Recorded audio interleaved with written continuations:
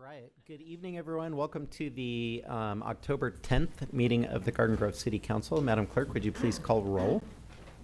Councilmember O'Neill. I'm here. Councilmember Tran. Here. Councilmember Dovin. Present.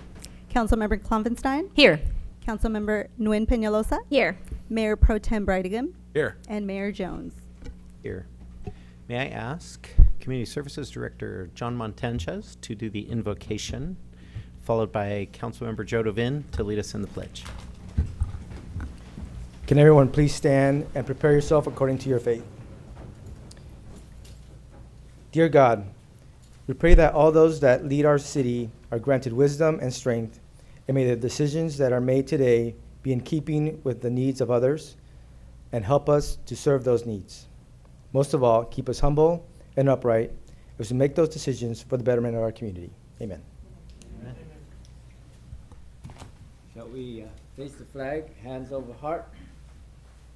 I pledge allegiance to the flag of the United States of America and to the republic for which it stands, one nation, under God, indivisible, with liberty and justice for all. Thank you, everyone. Please be seated.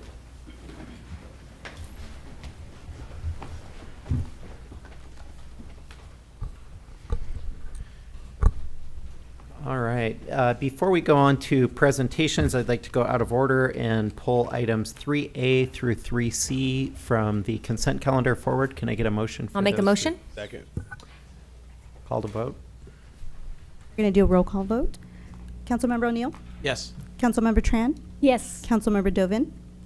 Aye. Councilmember Klompenstein. Yes. Councilmember Nguyen Peñalosa. Yes. Mayor Pro Tem Brightigam. Yes. And Mayor Jones. Yes. Motion received, 7 yes votes. All right. Presentations, item 1A. This evening, we have a community spotlight in recognition of Joe Hammer and Andrea Perez for being named the 2023-2024 Garden Grove Chamber of Commerce Man and Woman of the Year. And City Manager Lisa Kim will read that community spotlight. Thank you. Good evening, Honorable Mayor, members of the City Council. We take great pleasure in recognizing two exceptional community members for their meaningful work in Garden Grove. With Joe Hammer and Andrea Perez, the 2023 Garden Grove Chamber of Commerce Man and Woman of the Year, please come forward. Every year, the Garden Grove Chamber of Commerce selects two dedicated service-oriented individuals who demonstrate community pride through their volunteer efforts, and it is the city's privilege to honor these two exceptional individuals. We will begin with Man of the Year, Joe Hammer. Joe, a United States Air Force and Army National Guard veteran, relocated his moving and storage business, California Relocation Services, Inc., to Garden Grove in 1995. And quickly became involved in the community by joining the Garden Grove Chamber of Commerce. He has been in business for over 30 years and was the California Moving and Storage Association president for several years. Currently, Joe is serving as treasurer for the Garden Grove Rotary Club, which he has been a member since 2003. He was the recipient of the Rotary International Paul Harris Fellow Award and recently received the Lifetime Achievement Award. Congratulations, Joe, on that. Joe is also involved in Healthy Aging Center Acacia and the Garden Grove Community Foundation. Next, we have our Woman of the Year, Andrea Perez. Andrea is the immediate past president and current director of the Community Services for the Garden Grove Strawberry Festival Association. Since 2017, she has served on the Garden Grove Parks, Recreation, and Arts Commissioner. Andrea has been an active member of the Parent Teachers Association as well as the executive board of the Garden Grove United Council of PTAs and received the prestigious Golden Oak Service Award for her contributions. Andrea has been part of the Chalk's Lamp Lighter Guild for the past 10 years, and in 2016 she received the Silver Spoon Award from the Women's Division of the Garden Grove Chamber of Commerce for her work. Andrea is also involved in the Garden Grove Neighborhood Association, Cal State Fullerton Titan Parent and Family Association, Lupus Foundation of Orange County, and more. At this time, the Mayor and City Council would like to present a proclamation to Joe Hammer and Andrea Perez for their selection as the 2023 Garden Grove Chamber of Commerce Man and Woman of the Year. The city congratulates you both.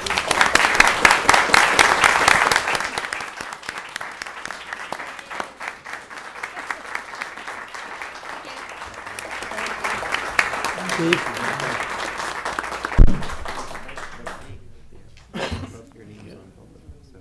Oh, how nice. And why don't you guys come on up here and let's take a few.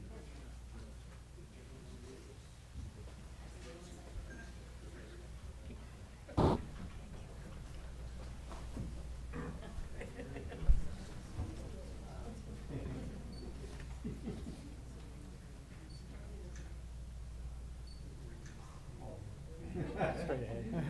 Just look in the middle of them. Don't blink. This way. Thank you. Last minute one. That's an important one. Yeah. Okay, 1, 2, 3. Perfect. Thank you.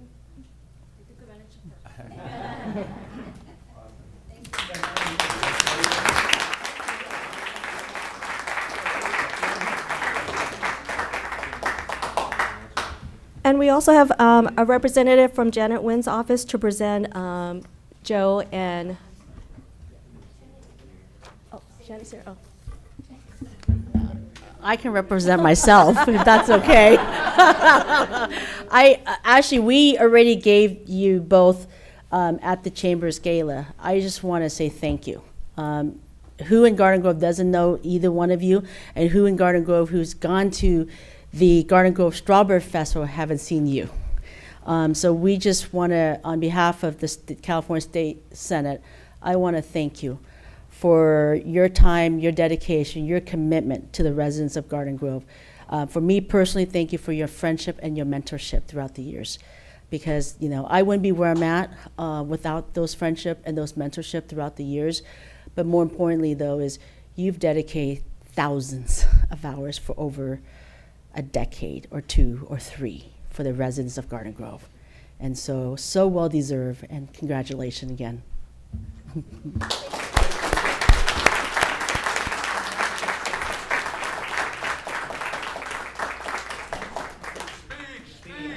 Oh, yeah.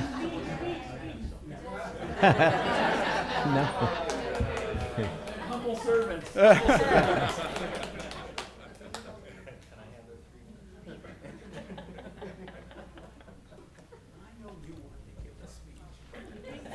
All right. Microphone is yours.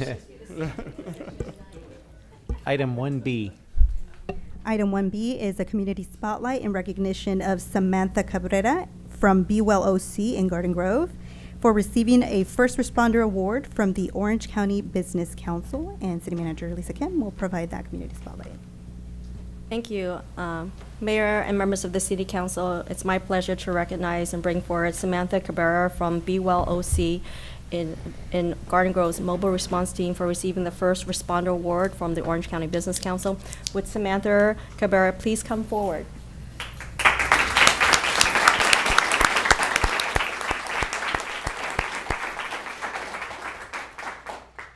Samantha is a crisis intervention specialist for the city's Be Well OC in Garden Grove's mobile response team, who demonstrates exceptional customer service in all her clients in the community and community partners. In her role, she actively provides crisis intervention to client experiences substance abuse, psychological crisis, and homelessness.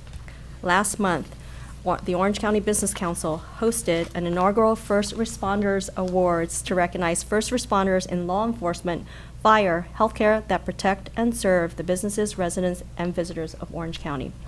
Samantha was honored for assisting the Garden Grove Police Department respond to a suicide attempt. In April 2023, Samantha and her partner responded to a dispatch call regarding a suicide attempt in which bystanders described seeing a young woman in an emotional state on the roof of a nearby business, making threats to jump off. Through skilled de-escalation techniques, including compassionate communication with validating the woman's emotions, Samantha successfully controlled the situation, and the Orange County Fire Authority safely removed the woman from the roof. As a result, the client willingly accepted immediate mental health assistance and was safely transported to the Crisis Stabilization Unit under the care of Samantha and her dedicated team. Through an exceptional display of compassion from the responder and a collaborative effort between Garden Grove Police Department and the Orange County Fire Authority, the young woman received the support and allowed her to overcome her moment of depression. At this time, the mayor and city council would like to present Samantha Cabrera with a certificate and a memento recognizing, in recognition of her heroic actions and for receiving the First Responder Award from the Orange County Business Council. Congratulations.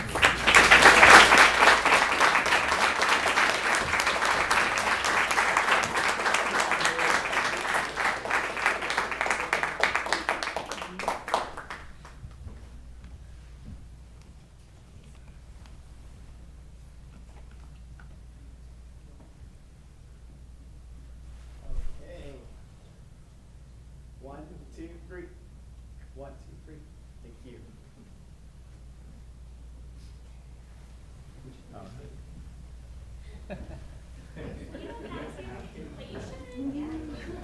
Yes.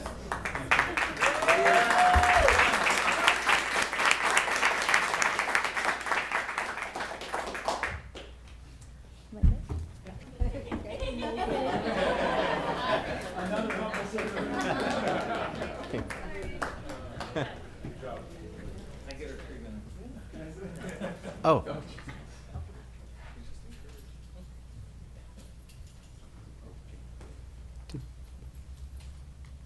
Janet, did you want to do anything on that? No, okay. Sorry. Item 1C. Item 1C is the legislative update from District 36 from California State Senator Janet Nguyen.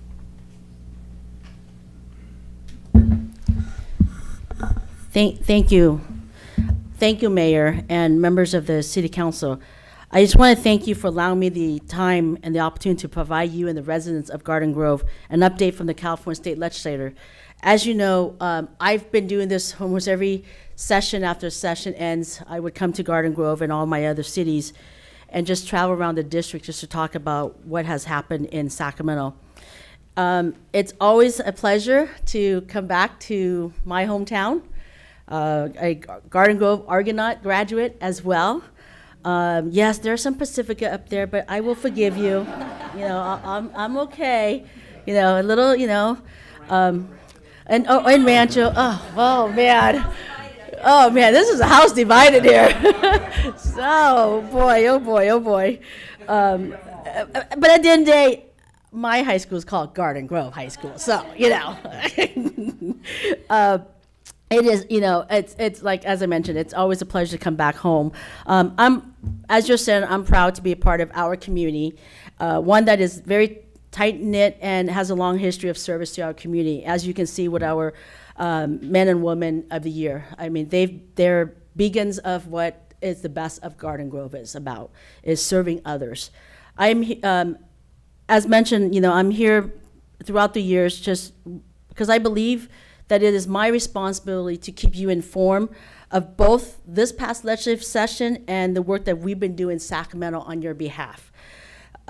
I currently represent a little over 1 million people in the 36th Senate District.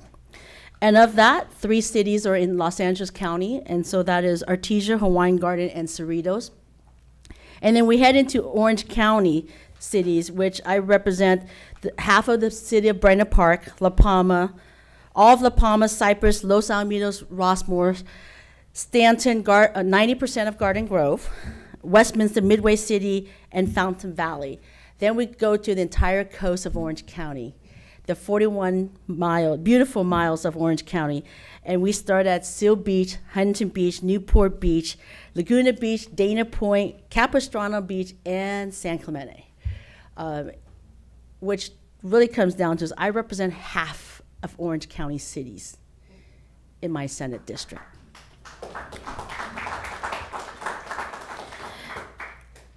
As you know, as your senator, we are in Sacramento 9 months of the year. I travel to Sacramento every week, Monday through Thursday, and then we come back. We just ended our session on September 14th.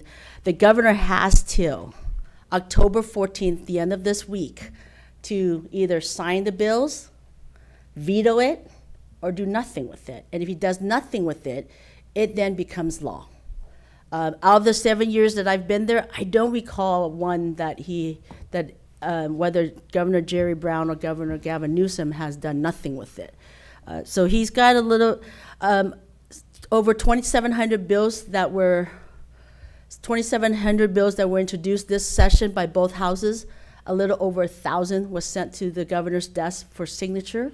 So he still has a few more hundred of bills left to sign or do something with it.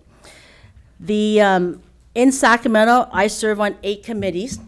Of those 8, I serve on as vice chair of business and professions. So anybody who has a business license, a professional license with the state of California. So if you're realtors, a general contractor, you name it, nail technician, whatever it is, every scope of practice goes through the business and profession committee. The next one is I'm vice chair of Senate Health. So everything that has to do with your health care goes to our committee, including healthcare insurance as well. I'm vice chair of elections and constitutional amendment. So anything that's going to go before the ballot next year goes through our committee, and anything that which is usually changing the constitution of the state, and anything that has to do with elections, whether that's what you as elected officials have to be governed by, also goes through that committee.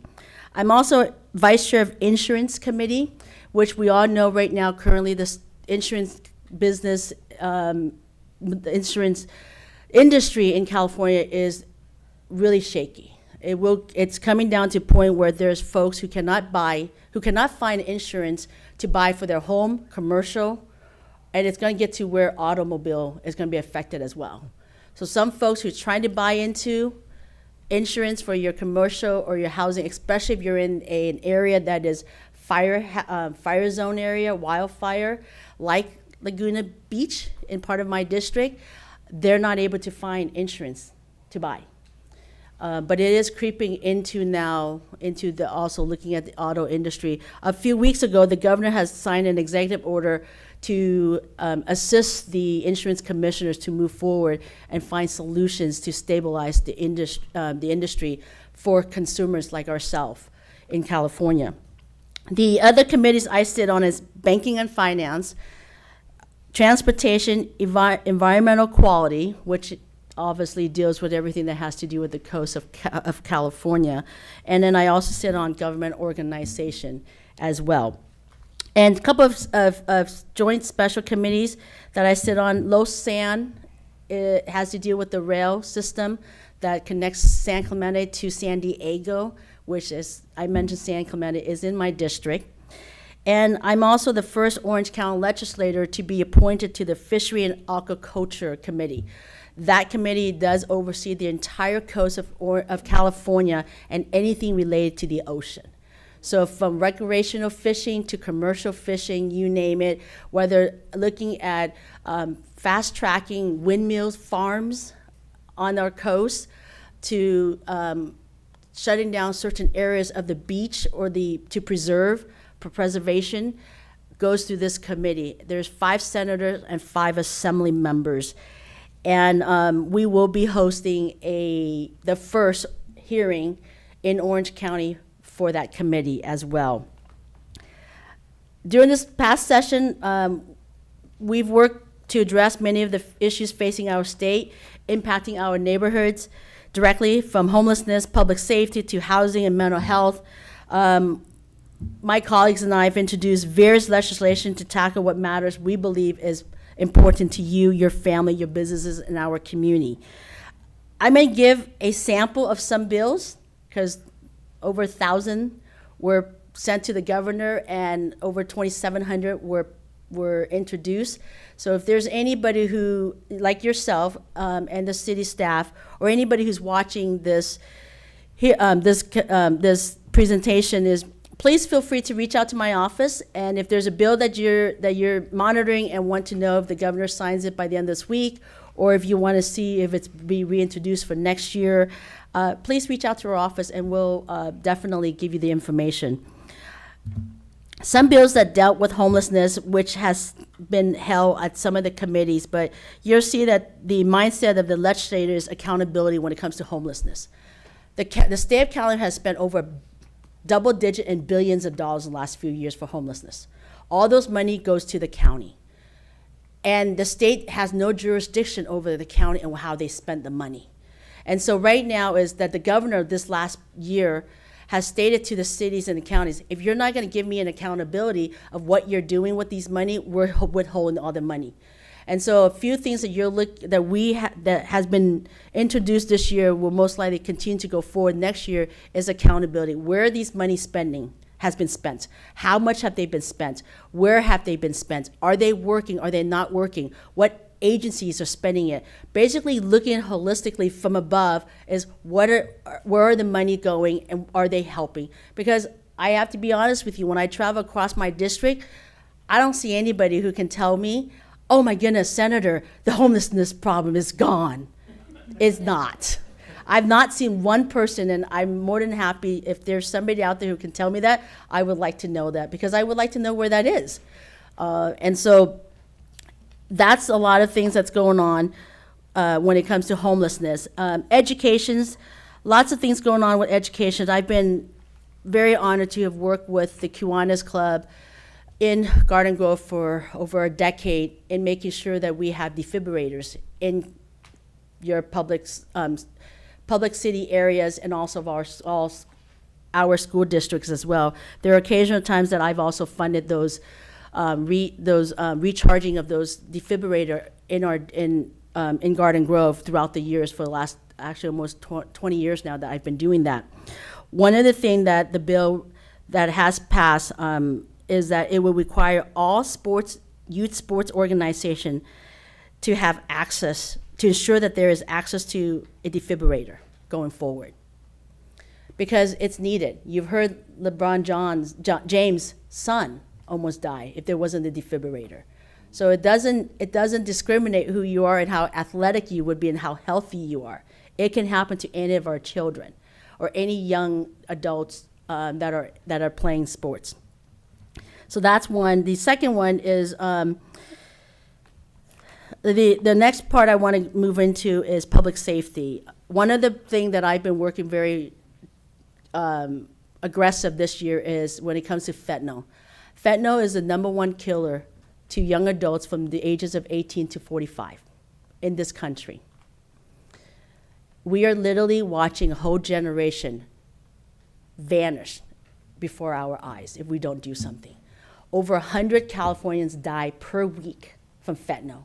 By the end of this year, it will be at least 6,000. There are more people killed from fentanyl than there were COVID, the Vietnam War, Korea War. More Americans are dying every day, and we need to get a handle on this crisis. One other thing that we have done, not only just legislation, but I will be traveling around the district and informing parents and students about the fentanyl crisis. Fentanyl is dubbed as one pill kills within 4 minutes. One pill kills in 4 minutes. 1 milligram of fentanyl can kill an individual. 1 milligram is a grain of sand. That's how potent and how dangerous fentanyl is. So what I'm asking you and everybody else who's watching this to help me do me a favor today or tomorrow. Every child you know, because fentanyl's not creeping to 10 years old. My son's 10 years old. I have 2 boys, 10 and a 12. They're making fentanyl to look alike Skittles. They're making fentanyl to look alike Smarty Candies. Halloween's around the corner. So I'm asking you to do this, is one, have a conversation with your children and have a conversation with your family member who are adults. Because if you don't, and it doesn't matter if they're straight A students, never done drugs in their life. Most of the folks who died from fentanyl never went and sought for fentanyl. They did not know. And a lot of the children dying from fentanyl is because of Snapchat. They're going on Snapchat, being befriended by somebody, and then they get injured. Great athlete gets injured and was afraid to tell mom and daddy that they need a painkiller, a pain medicine from the pharmacy. They go and here's somebody they've known for 2 years on Snapchat. Hey, I've got something really cool. You should try it. It just takes it away real quick. They go and get it, and they never wake up again. This is not a story that I'm making up. It's hundreds of stories, hundreds of parents, family members who've traveled to Sacramento to testify on behalf of their children and their family member. And we have one if you don't think that's happening in your neighborhood, you're so wrong. So there is a conversation, it's not a fun one, but it's something that's necessary. These are students that are heading to Harvard, Stanford, MIT, never done drugs, straight A students in their entire life are no longer with us because of one small mistake. Just tell your children, your family members, it's okay, you need a pain medicine, we'll go get it in the pharmacy. Don't go out on the street. That's really something that I've been traveling across. But we're proud to, though, is there's a bill that I have, a principal author that is waiting for the governor, hoping that he would sign. It's taken me 3 years to get where I am today with that bill. And it is basically those who possess fentanyl with the intent to sell at minimum one kilogram of fentanyl. 1 kilogram is 10,000 pills. 10,000 pills will kill 500,000 people. You will be put to jail for an extra 3 years, minimum, depending on how many kilos you're going to be carrying. We are going to hold drug dealers accountable. We're not going to stand here and allow them to possess that amount of fentanyl that can kill half of my entire district. And our sheriff, actually, he has confiscated last year alone over 400 kilo, which would have killed most of folks in California. 36 plus million people would have died if that wasn't out there. I mean, if it was kept out there. So it's a serious matter, and I ask for your help in that. The other part is that we, in regards to Narcan, in fentanyl, is that there's a bill that will require going forward, pending what the governor does with it, is require all public places, including schools, colleges, and concert venues, amusement parks, and stadiums to maintain unexpired Narcan type.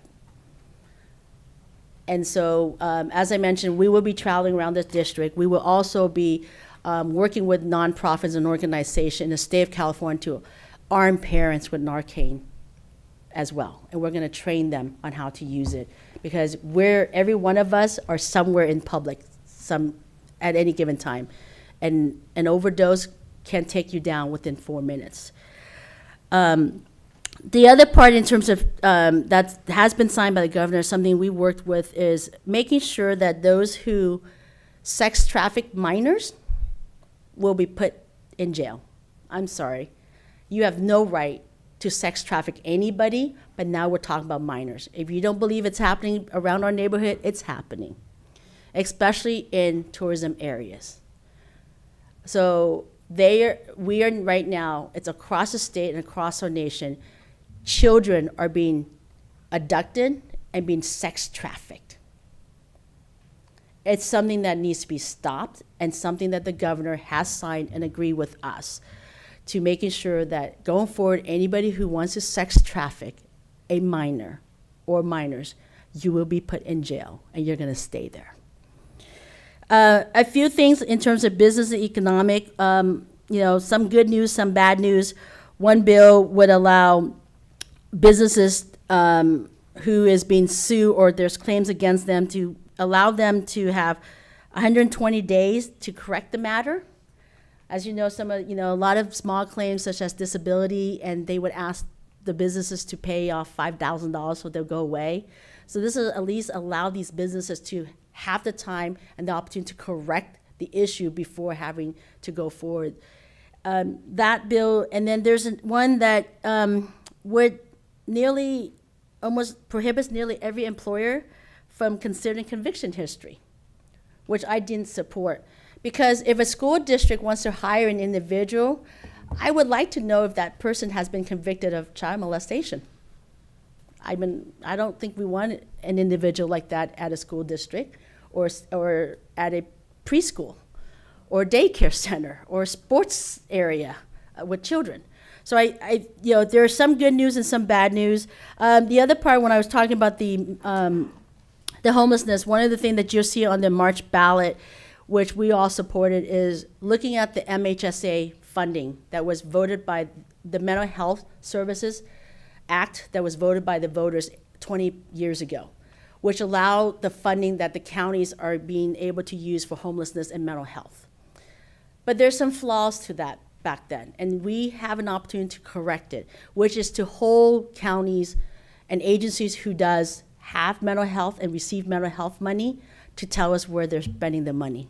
Because right now, the state hands are tied. We can't just go and say, hey, we want an audit.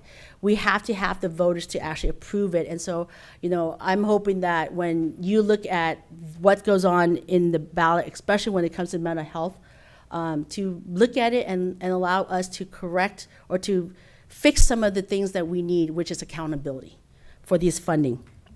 And there's a lot of other bills that has been put forward to the state legislature, lots of ballot measures that's going to be coming forward as well. But to conclude, I just want to reaffirm my commitment to serving you and the families of our great city of Garden Grove. We've held several meet and greets. We've had, Mayor Pro Tem George Brigham at it, Councilman John O'Neill, Cindy Tran, and Stephanie Klopfenstein in our district areas. And so you've been there with us, and really it's just trying to get the community, just giving them an update, whether it's from state side or the city side. And so we appreciate it. We will continue to do that. A lot of them, we've had great attendance in the dozens of folks, and so it's always great for me to hear directly from the residents. We've, love always being able to go to the Garden Grove Strawberry Festival, and so we appreciate the city's support, the city staff, our personnel, our public safety staff as well, because while all of us are enjoying it, they're actually working, and so we do appreciate it, as well as all the volunteers. Being able to be a part of so many activities in Garden Grove, we're just very excited. I want to also state, I've got incredible staff. Our district office is in Huntington Beach, and the reason for that is we try to find the most central location. So from Huntington Beach to the very northern tip of my district, Artesia, is about 50 minutes without traffic. And from Huntington Beach to the very southern end of my district, San Clemente, is about an hour and 10 minutes without traffic. So we try to find the really middle tip of the district so that, to try to assist anybody who would like to come to our office. Our district office is 301 Main Street, Suite 212 in the city of Huntington Beach. So it is on Main Street, right? It's more the northern end of the pier part of Huntington Beach. And our phone number is 714-374-4000. Very simple, 374-4000. This is also right now, we are in the process of looking at bills to author for next year. So any residents, you have an idea, please let us know. The best bills that I've been able to have the honor of authoring and also having the governor sign comes from the residents and it's coming from community leaders. And so we would appreciate any suggestions or idea. Feel free to communicate with our office.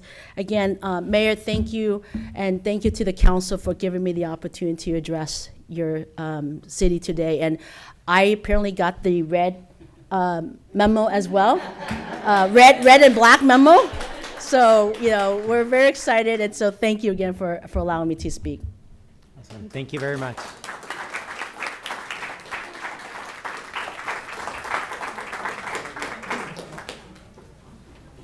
Okay.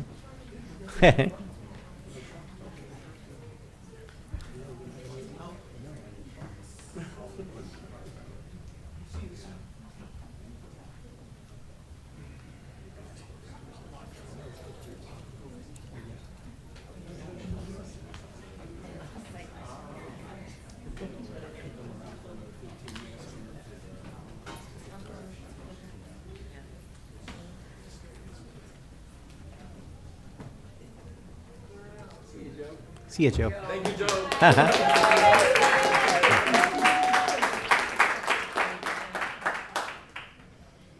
All right.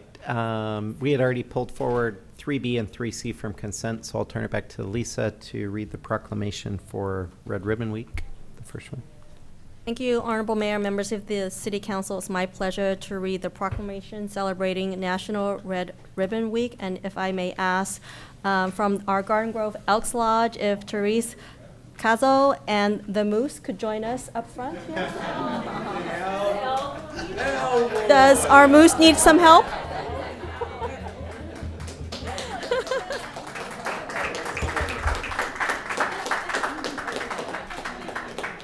Thank you. Whereas the wide-ranging negative consequences of drug abuse affects individuals, their families, and friends, and is felt throughout the nation. And whereas it is imperative that the message addressing the prevention of drug abuse be visible and unified. And whereas National Red Ribbon Week, celebrated by communities across the nation, offers an opportunity to demonstrate a commitment to this year's theme, to celebrate life and live drug-free.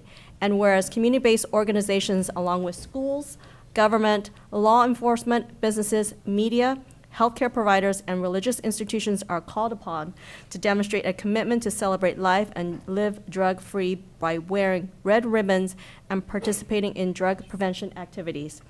Now therefore be it resolved that the Garden Grove City Council does hereby proclaim October 23rd through the 31st as Red Ribbon Week and encourages participation in drug prevention, education, activities throughout the year, making a visible statement that we are strongly committed to a drug-free lifestyle.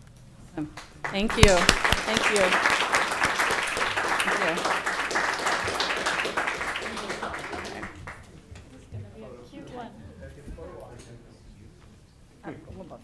Tina? Yes. The red coats. No, oh yeah, I'm sorry. Elroy the Let's have a few representatives.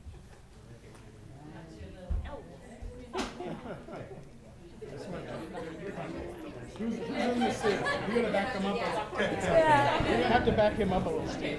Oh, I see. You're trying to avoid the horns. Okay, I got you. All right. Here we go. And keep snapping away.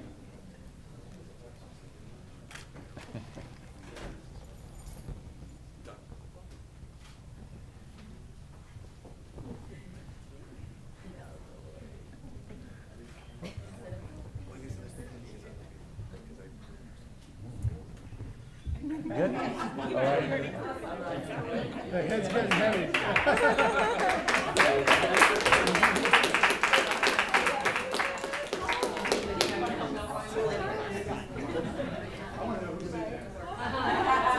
Thank you, Leroy. It's an honor having you here. This fine young man will walk around.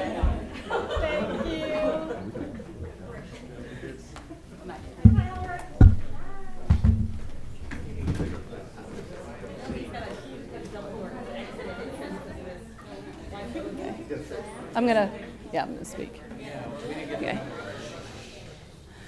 Good evening, Mayor Jones, City Council. Thank you for having us, and thank you for this wonderful proclamation. We couldn't be more happier than to accept such an amazing award. I'm sure everybody, has heard of Red Ribbon Week. It's national. It's a national program, but I'm not sure if a lot of people really know where Red Ribbon Week started. So I just have a short little synopsis of how Red Ribbon Week became it is what it is today. It all started with Enrique Kiki Camarino, who was born in Mexicali, Baja California on July 26, 1947. In 1956, he and his family moved to nearby Calexico, California. In 1970, Camarino joined the Calexico PD, where he was later assigned to El Centro, where he worked as a narcotics investigator for Imperial County. In 1974, Enrique became a special agent with the DEA. Camarino wanted to make an impact in his country, but his family was very worried. His mother even tried to talk him out of becoming a DEA agent. But Camarino refused. He wanted to say, even if only one person, I can make a difference. During the early 1980s, Enrique was assigned to Mexico, where he's on the trail of Mexican marijuana and cocaine drug traffickers. In 1985, during Enrique's time in Mexico, he became dangerously close to exposing top leaders of a multi-billion-dollar drug pipeline in the Mexico country. Because of this, he was scheduled to be moved to another assignment in 1985. But, however, 1985, on February 7th, at 2 p.m., he was kidnapped by 5 men as he left the American consulate in Guadalajara, Mexico, en route to have lunch with his wife. The kidnappers drove him to a residence in the western section of Guadalajara, where Kiki was interrogated and tortured for more than 30 hours before the kidnappers brutally killed Enrique Kiki Camarino. Sadly, this would be the last time anyone but the kidnappers would see him alive. Special Agent Enrique Camarino was found a month later on March 5th, 1985. Enrique Camarina's legacy lives on. He left behind his wife, Geneva Mika Camarina, and their 3 sons, Enrique Jr., Daniel, and Eric. Camarina sacrificed his life for the fight against drugs, and members of the community wanted to show something to remember and honor Kiki. Thus, by wearing red satin ribbons, this is where the Red Ribbon Week was born. Red Ribbon Week started in Camarina's hometown of Calexico, but soon gained momentum across California. 1988, the first National Red Ribbon Week was created by the National Family Partnership and continues to coordinate the campaign for families, schools, communities across the nation each year. Presently today, people and communities across the country continue to celebrate National Red Ribbon Week. The Elks organization, through the DAP Drug Awareness Program, is the largest volunteer drug awareness program in the United States, currently striving to work within our community of Garden Grove to promote drug awareness. We are very proud of our dedicated army of volunteers who freely give their time and talents to this most noble cause. The Elks are committed to eliminating the use and abuse of illegal drugs by all members of society and believe that to ensure a bright future for our community and our country, it is essential to our children to be educated and represent what can be a drug-free environment. So with this, I would like to say Garden Grove Elks number 1952 respectfully thanks Mayor Jones and the Garden Grove City Council for presenting officially proclaiming the City of Garden Grove recognized for National Red Ribbon Week, October 23rd through the 31st, 2023. Thank you very much. Thank you.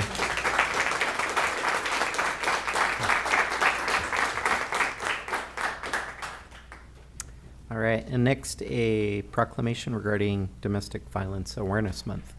Thank you, Honorable Mayor, members of the City Council. If I may ask a couple of representatives from Thomas House, if I may ask Shakoya Green Long, CEO, and Martha Figueroa to come up to the front, as well as from Radiant Futures. We have Dr. Nefta Pareda, if you can also join the front, come to the front while I read the proclamation.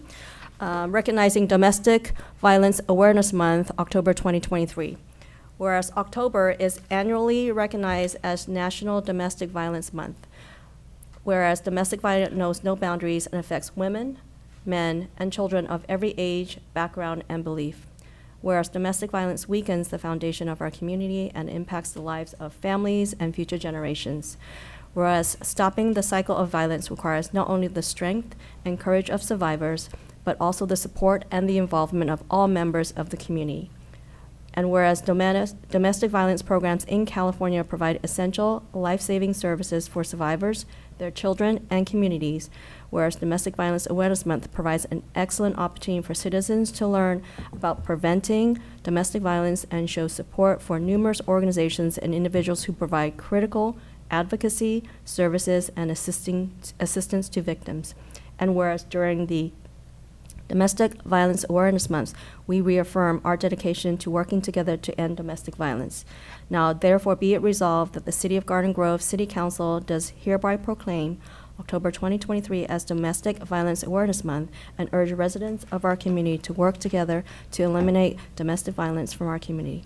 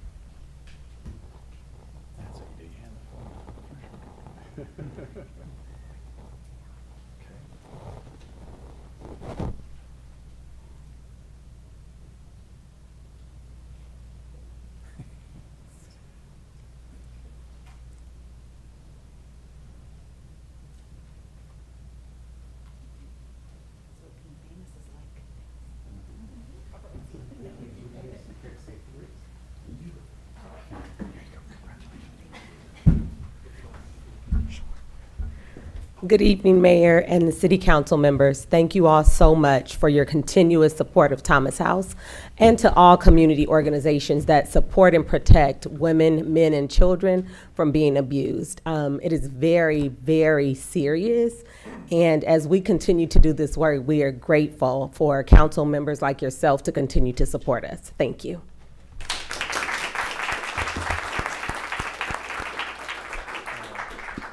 Mayor Jones and City Council, thank you very much for inviting us and for proclaiming Domestic Violence Awareness Month.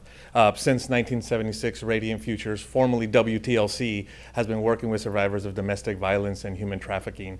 And we work in all the community, and we've been working really closely with Garden Grove, with the social services here in Garden Grove. We provide personal empowerment classes for men, women, and children. We provide parenting classes, and we are thrilled to be able to work with not only the city, but with our partner organizations here in Garden Grove. So on behalf of Radiant Futures, the domestic violence community, and all the survivors, thank you very much for allowing us to be here and for proclaiming Domestic Violence Awareness Month in October. Thank you. And we'd love to stay for the rest of the meeting. Some of us have events, and then some of us have to go pick up the tacos for the family. The text is ringing, so thank you very much for having us today. Yeah, understood. Yeah. Okay.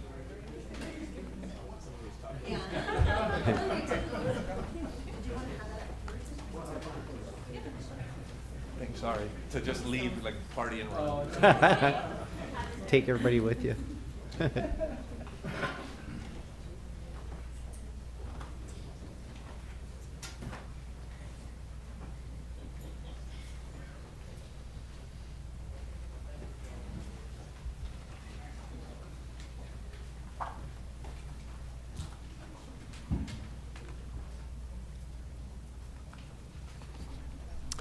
All right, we'll now go to oral communications, and I do have a couple cards, starting with Connor Medina.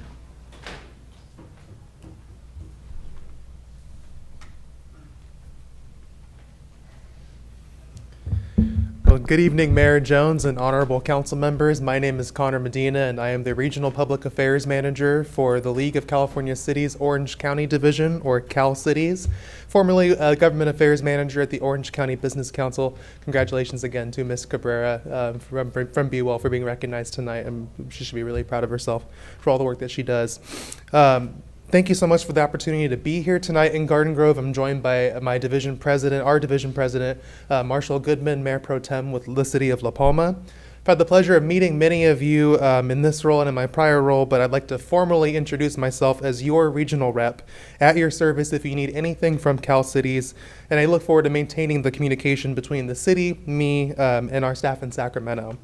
Councilmember Nguyen Penelosa has especially been a champion for Cal Cities, serving as president of our Orange County division and currently representing Orange County as a whole on the Cal Cities Board of Directors, which is comprised of elected officials and city staff from all across the state.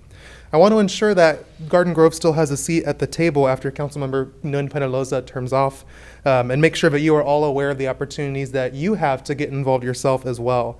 And before I get into those opportunities, I'd like to briefly touch on the value of Cal Cities membership, the why you should be engaged. We are the leading advocacy and education resource for cities in Orange County and statewide, fighting for local control in Sacramento. We have 476 members statewide out of the 482 cities in the state, and 33 members of the 33 cities of the 34 cities in Orange County. For the past 6 fiscal years, Cal Cities has returned an average of $623 for each dollar invested through your membership. This is because of funding allocations and structures that Cal Cities was a leader in securing for Garden Grove. And if you're a numbers geek like me, I have a PowerPoint slide that'll give you all the details about how that is calculated. But it really is, it was really astonishing for me to see the value that Cal Cities provides in that regard, and the years, the decades of work that Cal Cities has put in over our 125-year history to deliver for you as cities, and make sure that you get your fair allocation of money from the state and federal governments. From ensuring that you had your fair share of the American Rescue Plan dollars, which was $48.3 million, to ongoing revenue protections through Proposition 22 that was passed back in 2010, Cal Cities remains a dedicated advocate for Garden Grove. And something that I really appreciate about Cal Cities is that it really is a membership-driven organization. And one of the best ways that you as council members or your staff can get involved is through our policy committees. So there are 7 policy committees. They focus on all the different municipal areas that the senator basically covered in her remarks, the issues that you as a city regularly encounter. They include transportation, housing, and community development. There's transportation, communications and public works, housing and community development, community services, environmental quality, governance and labor relations, revenue and taxation, and public safety.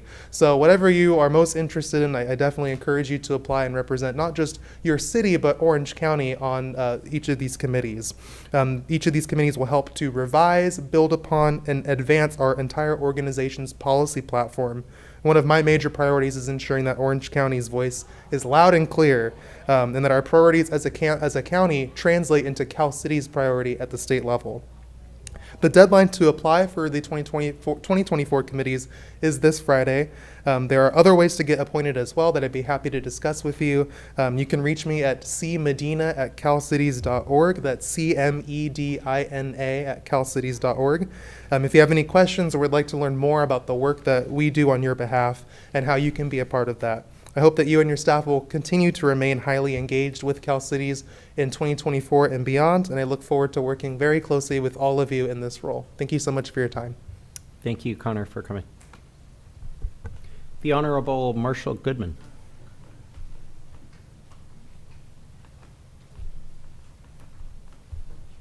Thank you. Good evening, Mayor Jones, council, and staff. I'm only going to take a couple seconds here. I know Connor went over, he gave you a lot of great information, a lot of the things that I was going to say. My name is Marshall Goodman from the city of La Palma. I'm the mayor pro tem, and I also serve as the president of the Orange County Division for Cal Cities.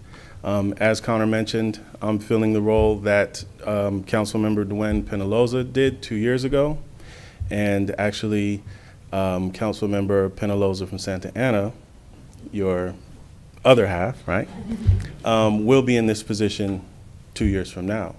So I'm here just to introduce myself, and again, I get to appoint 2 members per committee, so if you have any interest in any committees, please do let me know.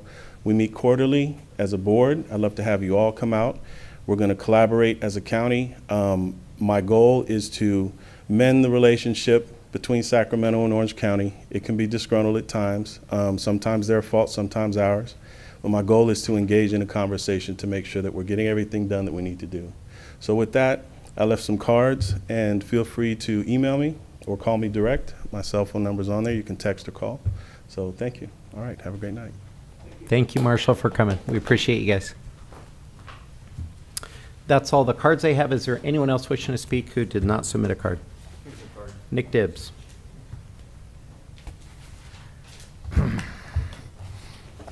Members of the City Council, Mayor Jones, members of the City Council, my name is Nicholas Dibbs.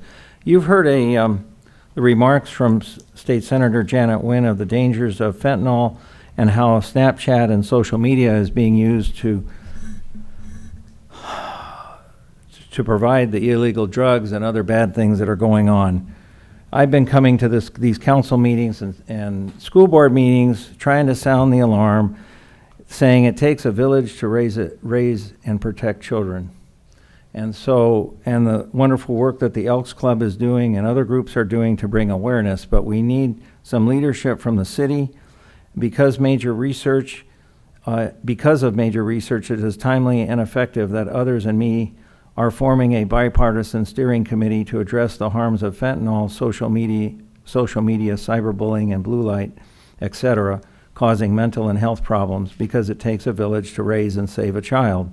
And actions to do the right thing speak louder than words. If citizens would like to possibly serve on the steering committee, please email me at nickdibbs1, that's NICKDIBS1 @gmail.com.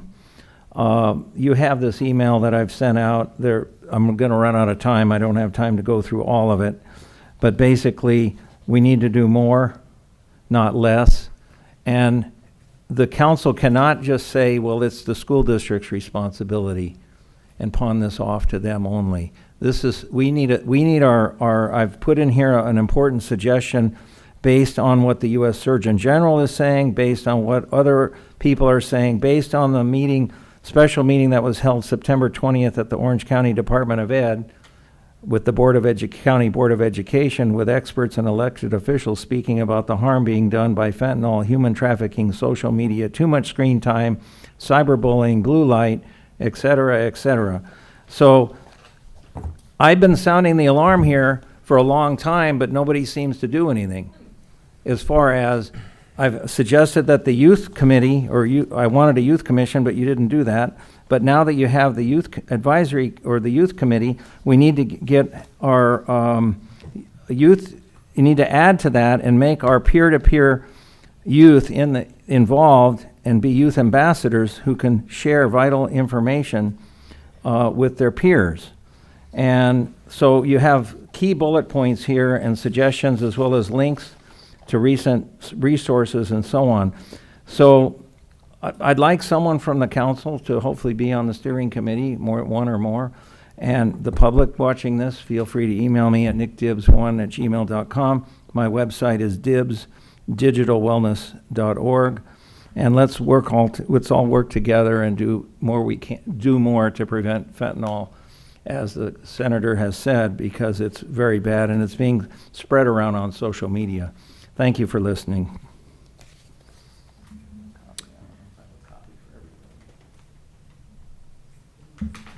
Thank you. Is there anyone else wishing to speak under oral communications?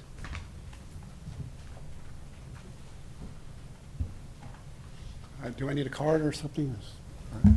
Fill out a card. My name is Kurt Shasker. I'm new to Garden Grove.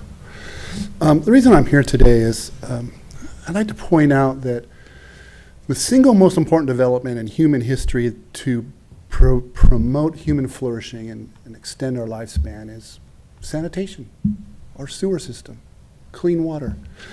And we have a city at this point developed 50, 60, 70 years ago that we can't afford. Not even close. Our sewer system is so decrepit that it would probably cost $50,000 per household to fix at this point.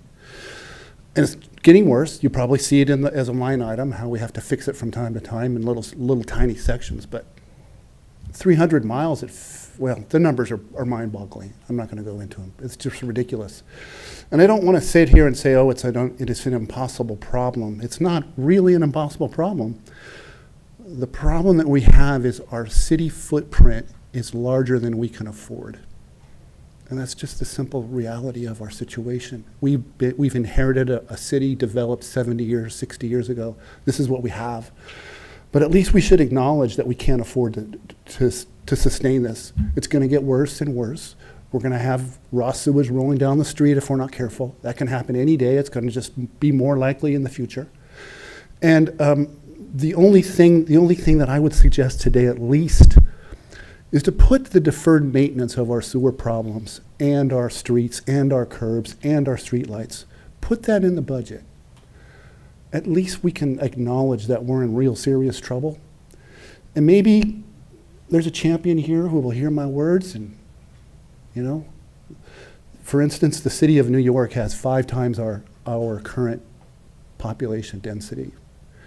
That's what we need to fix this problem. We just don't have enough people living here to afford our footprint. So again, I don't really have this easy solution, but we just can't keep jacking up the parking fines. Those are regressive taxes. We can't do that. That's just not fair to our lesser people. We can't keep increasing costs to build and keep increasing costs to use our parks. It's irresponsible. Maybe there's a champion here who could hear my words, and maybe we can have a better way to handle the fact that our city's falling apart. Thank you for your time. Thank you. Anyone else wishing to speak who did not submit a card? All right, seeing none, we will close oral communications and recess to successor agency. Madam Clerk, would you please call roll?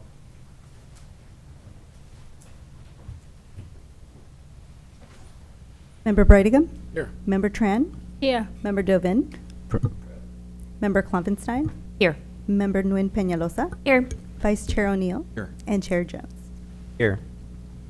We already did oral communications, consent items, just receive and file the minutes. Can I get a motion? Second. Call to vote. Looks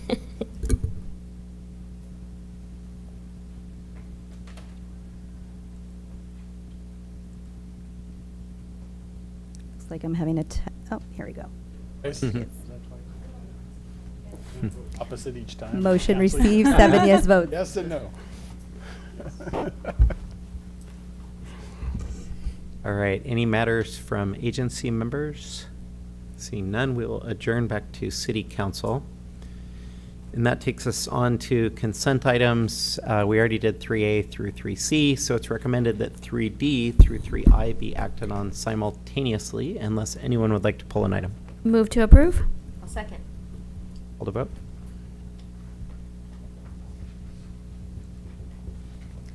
Motion received, 7 yes votes.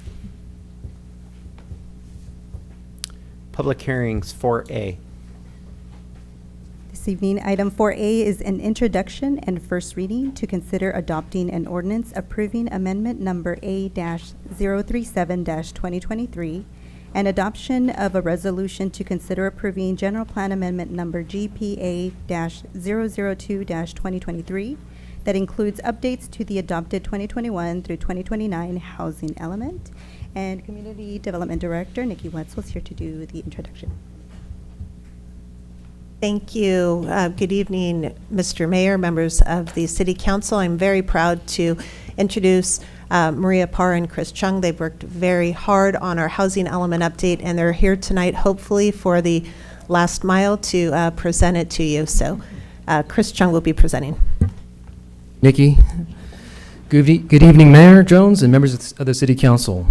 For your consideration tonight is a request, as recommended by the Planning Commission, to hold a public hearing and consider the adoption of a general plan amendment, which includes updates to the adopted 2021 to 2029 housing element, and an amendment to the land use element to change the land use designation of a property located at 13621 Harbor Boulevard from industrial to international west mixed use, and to introduce and conduct the first reading of an ordinance of the City Council of the City of Garden Grove approving zoning map amendment number A-037-2023 to revise the city's official zoning map to implement the updates to the adopted housing element and to clarify the sites intended to be included in the International West Mixed Use Overlay and the Industrial Residential Mixed Use 1 Overlay pursuant to ordinance number 2925. The purpose of the general plan amendment and the zoning amendments is to comply with state law provisions and to resolve comments received from HCD on the adopted 2021 to 2029 housing element in order to obtain HCD certification of the city's housing element. On August 17th, 2023 and August 22nd, 2023, city staff presented updates to the Planning Commission and City Council during their respective meetings, which are open to the public, and provided an overview of the housing element and the RENA methodology, highlighted community engagement efforts, provided an overview of the proposed revisions to the adopted housing element, and discussed the current status of the housing element and the next steps in the process. Prior to tonight's meeting, a link to the digital copy of the draft revised adopted 2021-2029 housing element was provided to the City Council and also made available on the city's housing element website. Over the past couple of years, the city officially submitted its housing element to HCD for review, and the city has been committed to working with HCD to ensure that this housing element receives certification. And throughout the process, staff has worked very closely with the HCD staff to ensure all remaining comments are addressed in full.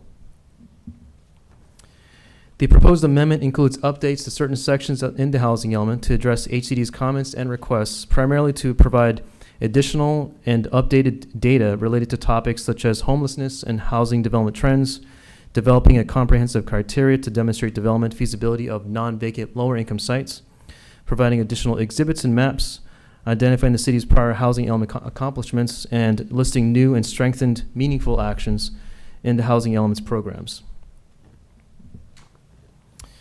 On August 14th of this year, the city received a formal response letter from HCD reporting the results of its review of the city's latest housing element submission and the HCD found it to substantially comply with state housing element law and that it meets statutory requirements. The following includes highlights of actions necessary to implement the updates to the housing element. The housing element sites inventory identifies sites that demonstrate feasibility to be redeveloped with residential units. Because Garden Grove is an entirely built-out city with very limited vacant land available, a large majority of the properties in the sites inventory are underutilized non-vacant sites. HCD staff requested additional analysis specifically for lower income sites, demonstrating that existing uses on the non-vacant sites would not be an impediment to residential development. The criteria for selecting sites to meet the lower income RHNA was then created to address suitability for lower income sites. After applying the new criteria to the full list of site inventory properties, which includes well over 2,000 properties, the list was re-reviewed to determine necessary revisions and updates to the site's inventory, which consisted of an addition of 15 properties to the inventory. It also included removal of properties to address typos and redesignation of the RHNA income category for a number of existing sites.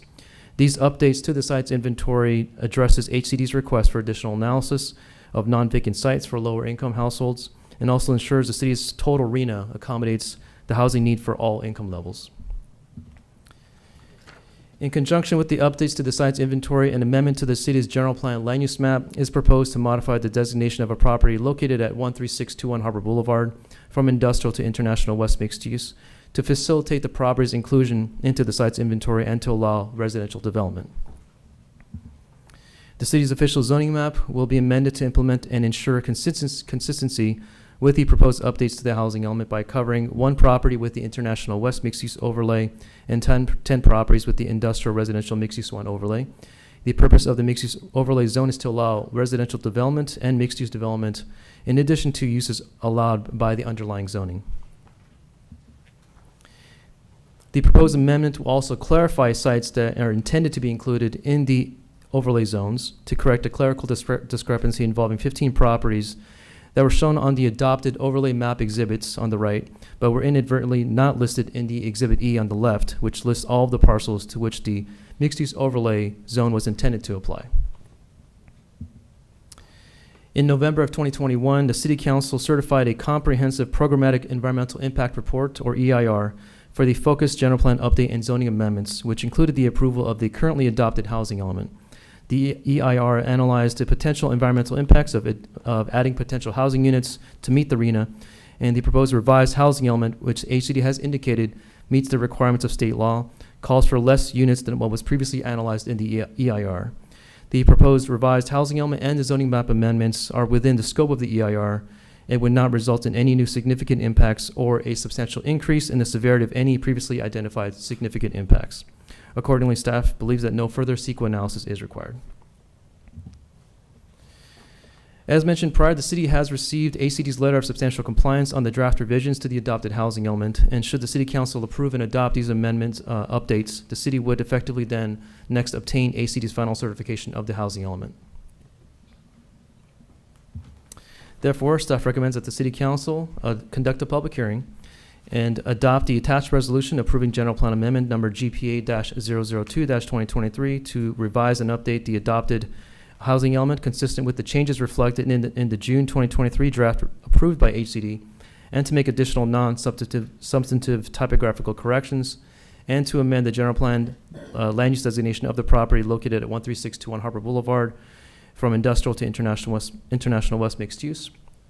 And finally, to introduce and conduct the first reading of the ordinance approving amendment number A-037-2023 to revise the zoning map to implement the updates to the housing element and clarify the sites that were intended to be included in the international west and industrial residential mixed-use 1 overlay zones. This concludes staff's report, and city staff, along with the city's consultant, are available for any questions you may have. Thank you. Thanks, Chris. Colleagues, any clarification questions before we open?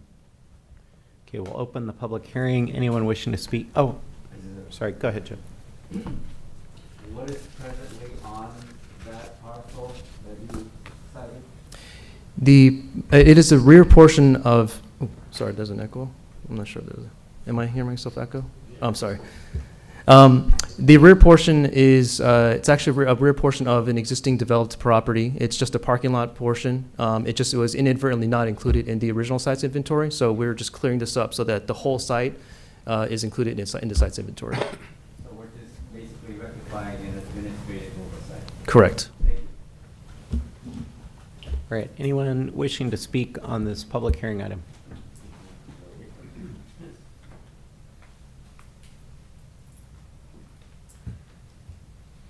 Mayor Jones, members of the council, my name's Nicholas Dibbs. It says here that there'll be 19,239 potential units. I hope that, and I don't know if it's in here, but are you designating some of these for low-income housing or not? In any case, we do have a shortage of affordable housing, so I'm hoping that, I don't know what kind of units these are. Hopefully they're, I assume, multi-family units. With regard to our ADUs, I'm not sure if ADUs are included in this or not, but I do want to encourage the council and the planning commission and city staff to please consider having second-story ADUs so that our footprint, as far as the green space in our backyards and in properties and so on, that we can maintain our green space, keep the garden and Garden Grove, and go up with ADUs as opposed to building in backyards and taking away the trees and the plants and so on. So we do need more housing, so I would be in favor of this. I don't know all the details.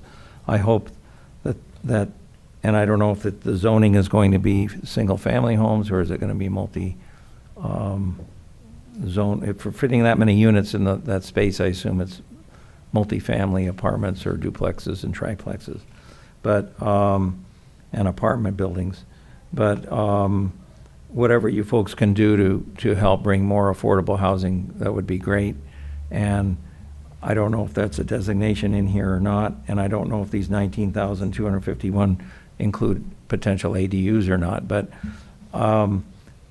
whatever you folks can do, we do need more housing, and I do hope the city will, the council and the planning commission will consider amending the ADU law to allow second-story ADUs so we don't take up our gardens and trees and bushes and lawns to build more housing, that we just go up and not have to increase the footprint, environmental footprint that's in existence. So thank you for putting all this together.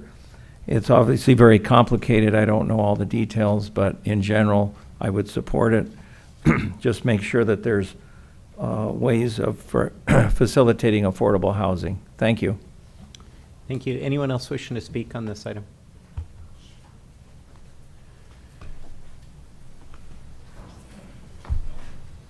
Yeah, I'll be brief, but the cities may not, I don't think people here realize how dire our economic situation is compared to our deferred maintenance, and we absolutely have to, we simply don't have any choice to increase density. And anything to do that is going to hopefully allow the city to continue for maybe another 20 years. Thank you for your time. Anyone else? All right, seeing none, we will close the public hearing. Colleagues? I'll start it off. This has been many, many years in the making, and I want to commend staff for all the work that they've done on this. It's one of those things. We had the League of Cities basically here earlier talking about local control and this and that. This is the opposite of that. This is state mandated, you shall do this. It leaves a really bad taste in my mouth. I think everyone here has talked, we're not happy about it, but there's a lot of ramifications if it doesn't pass. We can lose control over what little we have control over to the state if we don't go along with it, basically. Our city is, by all accounts, too full as it is. We're crammed in, and now we got to cram in over 19,000 new residences. We've got ADUs that are causing nothing but complaints. The community's in an uproar about them. We've got our infrastructure, as we had a speaker here earlier talking about our infrastructure, can't hardly handle the what we have. And now we're gonna put over 19,000 new homes in areas that used to be businesses that we used to go to shop. It's just cramming 20 pounds of poop in a 10-pound sack, basically. And it's all being dictated by the state. So, unfortunately, if we don't do it, it's like we got a gun to our head right now for this vote. It really is. Either you do it, or we're going to cost your community millions of dollars. Lawsuits, we're going to take over control, we'll do whatever, right? So, anyway, that being said, I'm not real happy about this, but on the line just real quick, just for the lay people out there.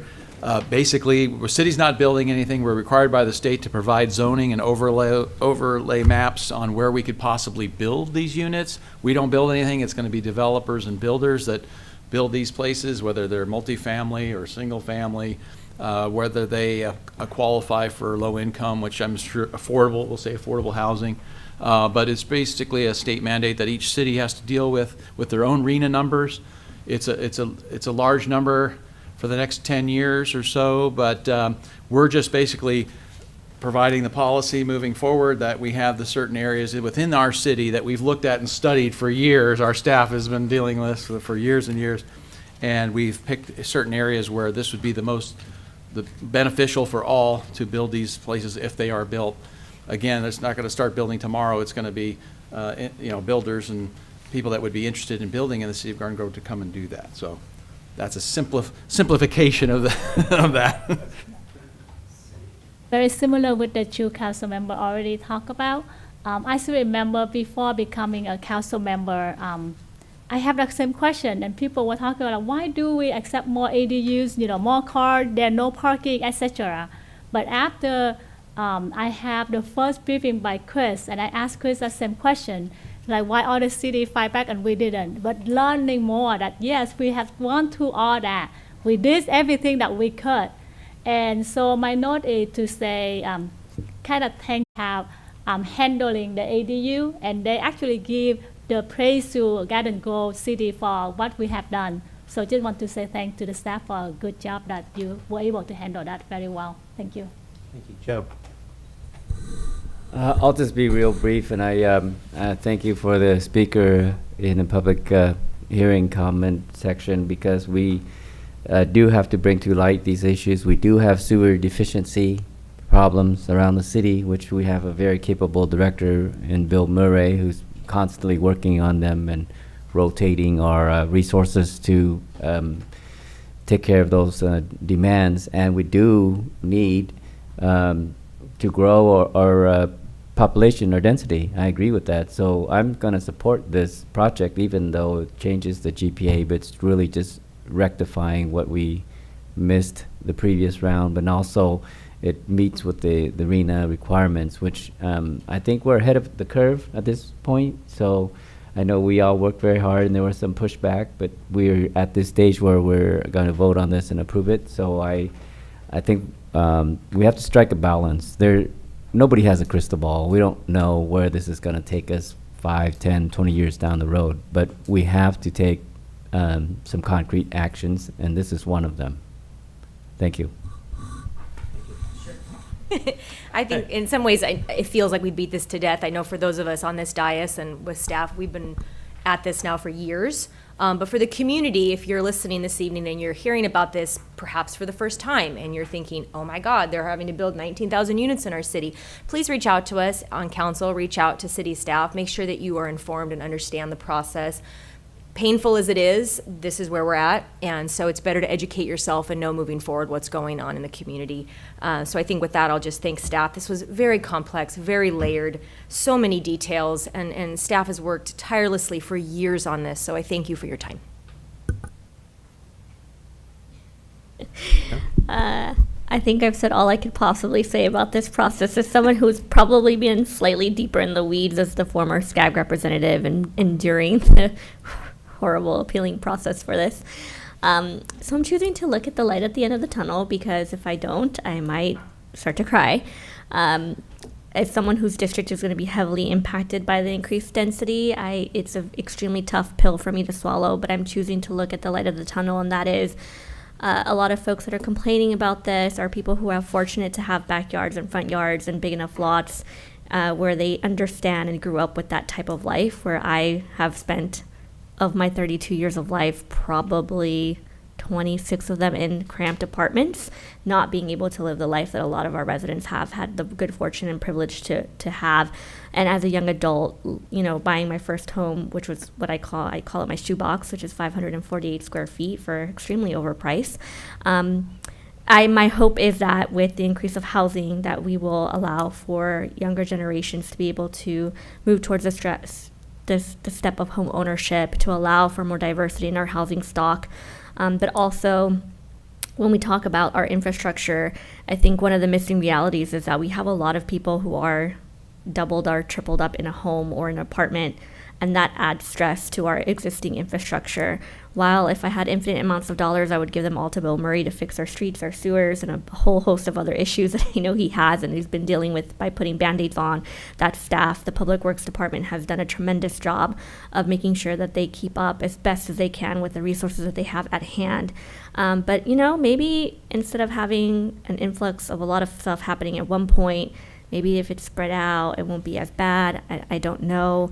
But I will try to think of it that way so that we can digest this whole thing a little bit more. And just want to end by saying thank you so much to staff, especially those who have been on board from the very beginning dealing with this. And whether it's discourse and arguments on our end or just internally with trying to figure out how to make this work, you've done a tremendous job. And I'm just so glad to have you part of the team and having seen us all the way to the end. And hopefully this gets approved and we can just move on. Thank you. Is that a motion? That is a motion. Okay, call to vote.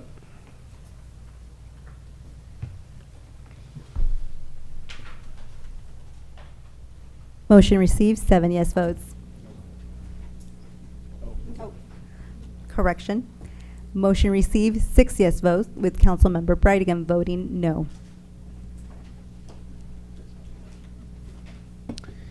All right, items for consideration 5A. See you, Marcia. Item 5A is approval of amendment number 6 to the agreement with CT&T Concrete Paving, Inc. for on-call concrete repair and replacement. And Public Works Director Bill Murray is here to provide the report.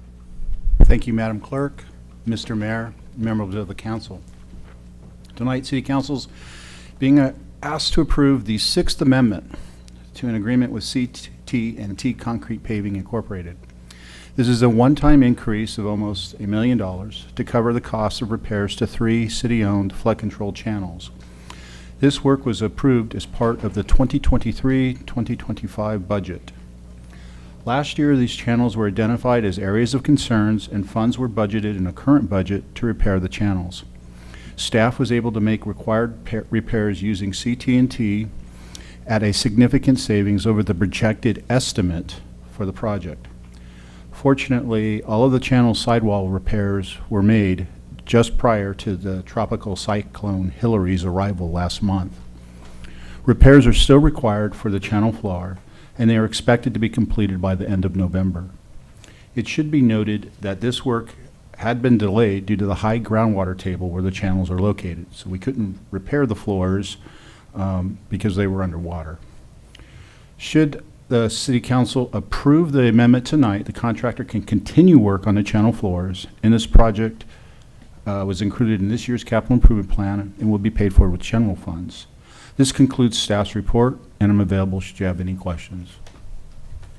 Thanks, Bill. Colleagues, comments, questions, or a motion? I'll make a motion. Second. Oh, sorry, I didn't see that. Yeah, so I reviewed the package when we have the preview before this meeting.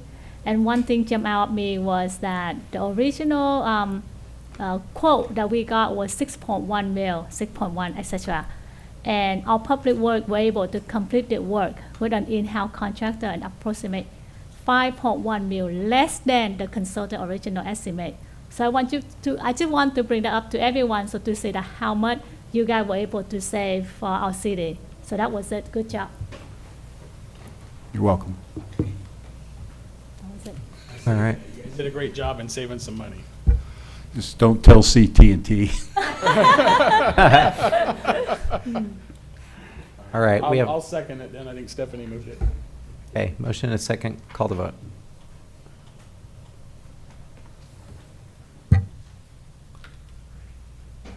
Thanks, Bill. Motion received, 7 yes votes. All right, matters, we do have 2 listed, so we'll go to item 6A.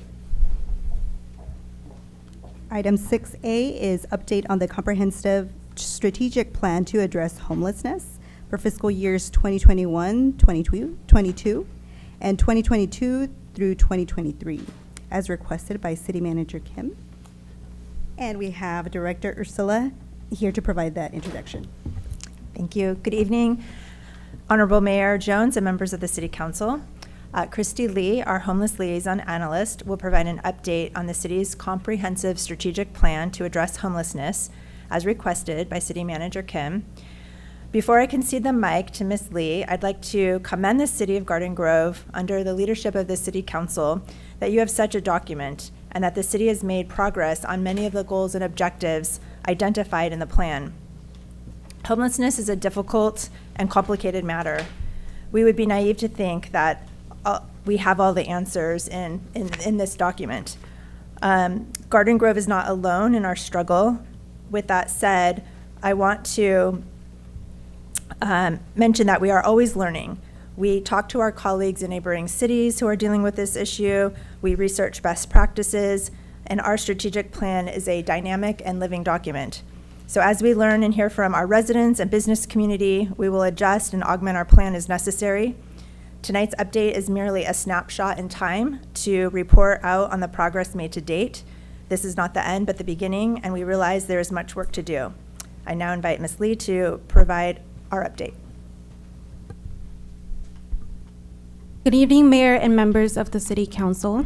In 2021, the original Comprehensive Strategic Plan to Address Homelessness, or CSPA for short, was approved in response to the rising homeless population and service demands. In this plan, 5 key goals were proposed, focusing on community engagement, homeless prevention, data tracking and street outreach, emergency housing solutions, and production and accessibility to affordable and supportive housing. These goals are listed in your staff report. In pursuit of these 5 goals, we have implemented their associated strategic actions and amended these actions accordingly to maintain relevancy and effectiveness in meeting the present demand for homeless services. The item before you is the updated strategic plan, which presents our latest efforts, accomplished goals, and updated strategic action outcomes. From this updated CSPA, I'd like to highlight our collaborative street outreach efforts with the Garden Grove Police Department Special Resource Team, SRT, Be Well OC Mobile Response Team, and nonprofit service providers. During fiscal year 2022-2023, this partnership provided assistance to over 12,000 homeless individuals in Garden Grove. I also want to shed light on some ongoing and newly established programs and projects that have made significant impacts to our city's efforts to address homelessness, such as the Be Well OC Mobile Response, the Cal Optima Street Medicine Program, the Caltrans Fencing Improvement Project, and the Central Cities Navigation Center. Furthermore, the Job First program and the Workforce Activation Readiness Program, or WARP for short, have contributed to our homeless prevention initiatives through workforce development. And lastly, at the previous City Council meeting, City Manager Kim mentioned that our city is receiving $1.9 million from the encampment grant. We will be leveraging these funds to maintain our homelessness services, street outreach, and the navigation center. Additional accomplishments can be found in the updated strategic plan. A copy of this document can be found on our webpage. And at this time, I will inform the council and the public how to find the updated strategic plan on our webpage. I don't know if you can see. Okay. So here is our city homepage at ggcity.org. In the search bar, you would type in addressing homelessness. Oops. first one right here.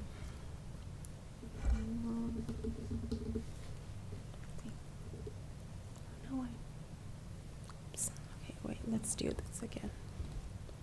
Technical difficulties. Okay, so this is the Addressing Homelessness webpage. We have some of the photos to start. If you scroll down right here, CSPA is the first icon. Once you click on the CSPA icon, you will see the original comprehensive strategic plan. Scrolling down, you'll see the updated CSPA for fiscal year 2021, 2022, 2022, 2023. And if you click on the document, you can proceed to view the document.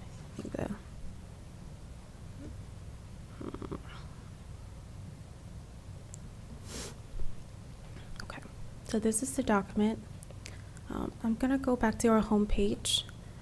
We also have our addressing homelessness milestones on our homepage. If you scroll all the way down, updated comprehensive strategic plan is our latest milestones. If you click on that, it will also lead you to the document. Okay. Yep, so that's pretty much it. There's no action required for this item. City Council is asked to receive and file the updated CSPA. This concludes my staff report, and staff are available for questions. Thank you, Christy and Ursula, for the updates. Any comments, colleagues? Go ahead.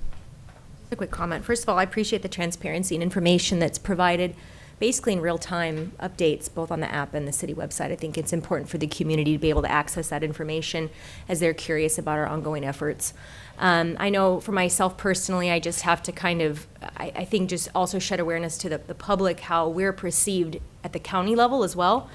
I'm the president of the Association of California Cities Orange County, ACCOC, so I'm in the county a lot at different events.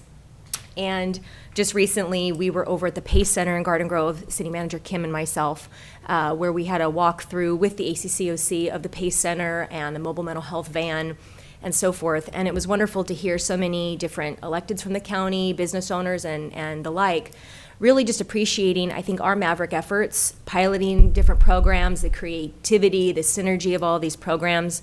So I think really we're set apart in doing so much as a city, countywide, so I'm really proud of that, and I appreciate all of your efforts. Thank you. All righty, thank you guys very much. We need to receive and file? I don't think so. It's just an update.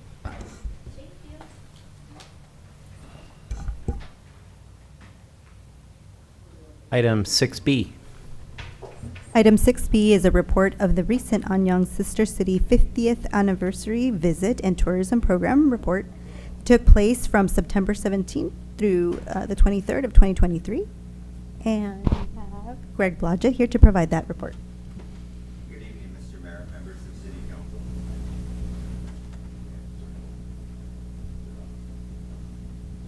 Here we go.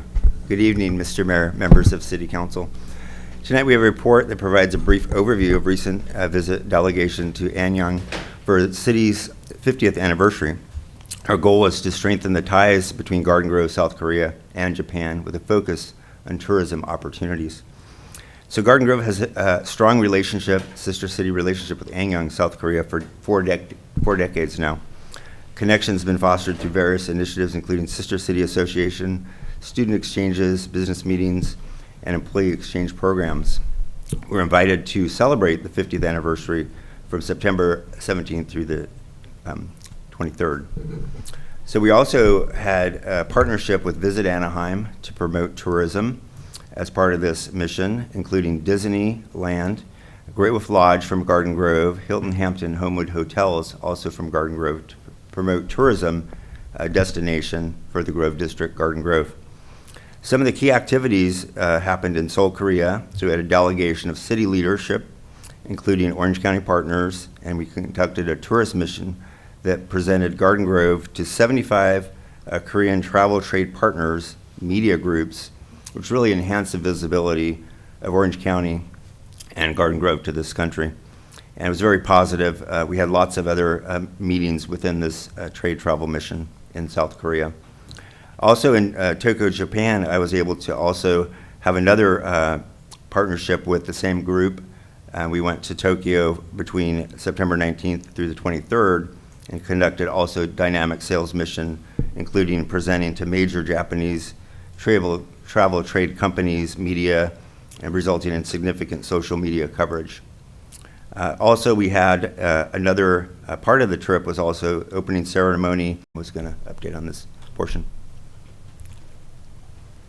Thank you, Greg. Honorable Mayor, members of the City Council, attached to your staff report, noted on page 305 is just a recap of the meetings that the council delegation attended during the tourism program, and in addition, we broke down the tourism participants for the Anyang program. I would also note that along with the City of Garden Grove, Anyang extended an invitation to 4 other sister city partner relationships that they have. So we were joined in our Anyang delegation with the city's Anyang City sister delegation from Hampton, Virginia, Anyang City, China, with a population of 5.4 million residents, Komiki, Japan, and Torazawa, Japan. So it was a full delegation of sister city represented and celebrating Anyang's 50th celebration. I would also note during the tourism program of the travel, during September 17th through September 19th, there were no majority of council attending during the city-related tourism activity, while during the ceremonial activity at Anyang, all the city council delegation member participated. Thank you. Thank you. All right, we'll go around the horn for matters, starting with Kim-Win. Peñalosa. Sorry about that. First, I'd just like to say, yesterday we were able to attend the Home to Suites grand opening, which was marvelous to see. It's looking amazing. I got a little tour, and I'm just so excited to see this happen south of the 22 freeway and all the tourism that it's going to bring and expand south of Harbor for District 6 specifically, and to have it be the first Vietnamese-owned hotel in our city as well is also great to highlight. I also just want to call to attention. We did do proclamations for domestic violence awareness, and also last meeting for the month of October of pregnancy and infant loss awareness. And so just want to highlight those 2 items as they are ones that I brought forward and are deeply personal to me. And just a reminder to everyone to check on those people in your life that may be going through something or have experienced any one of those traumas in their life. This month in particular can be very triggering for people, and so we just want to make sure that we lend our ears and hearts and hugs and just care and compassion to our community during this time. And that's all that I have. Thank you, Mayor. Stephanie. Thank you. Just a couple of quick things. This past Saturday, there was a gala for the John Reynolds Youth Canine Support Team at the Gem Theater. It was a wonderful night. I was very proud to be on their little volunteer committee that helped put that on. And I think everyone that was there, I know Mayor Pro Tem Brydingham was there, and City Manager Lisa Kim and her husband were there. And it was a wonderful crowd of people, all there really to support the dogs and the amazing work that they do in our community and in our schools. And I think everyone had a really fun time, and hopefully they raised a lot of money. I think they're at some type of a conference back east right now, but I look forward to hearing how much they raised and how truly successful the evening was for them. And just Pause for Students is their handle on social media, and you can donate there if you weren't able to attend. Also, October 4th, besides it being my daughter's birthday, was Walk to School Day, and I just really appreciated the Garden Grove Motors team out at different schools, passing out stickers, high-fiving kids. At my daughter's school, they had the Bearcat was out there, so that was a big deal for all the kids to get to take a picture in front of it, and it's just a great way for them to engage with families and be out in the community, so I appreciate that. And couple more quick things. Having that homeless and strategic plan presentation, it kind of made me just think about our special resource team and also those that are in public works that are constantly helping with the cleanup of our community. That is gritty, hard, day in and day out work. Sometimes I'm sure it feels like Groundhog Day for them because they're dealing with some really tough situations, plus just the concern of maybe bringing something, an illness or something home to their families as well. It is hard work, and I think just taking that time to truly appreciate what they're doing, and they do it with a smile on their face. I think they really, it's a passion project. I think they love what they do.